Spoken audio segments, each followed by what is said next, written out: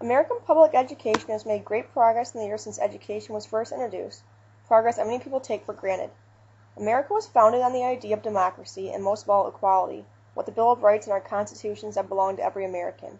However, equality was far from what every American endured. The public school, or what the founders called the common school, was born in the mid-19th century. In this time, town meetings often voted to provide elementary schooling for 10 to 12 weeks a year. The reason for this is because society back then was largely agricultural and work was often learned on farms and plantations.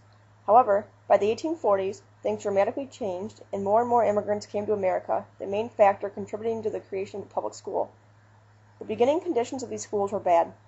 Many lacked adequate lighting, heat, and ventilation. Also, the school children spent hours sitting on hard benches and often were victims of corporal punishment. Teachers would often hit students with wooden paddles or with bare hands if they were not cooperating.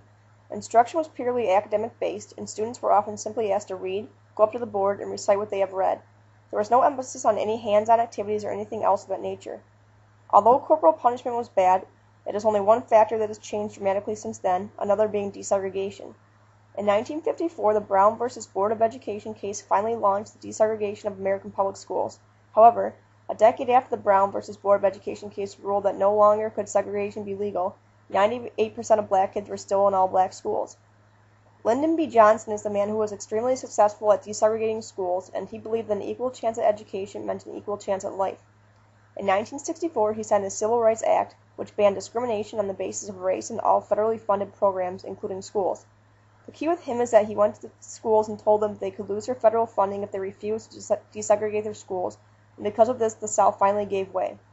By 1972, 91% of Southern black children attended integrated schools.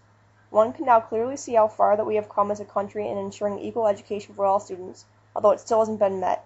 It is amazing to see the transformations that we have made.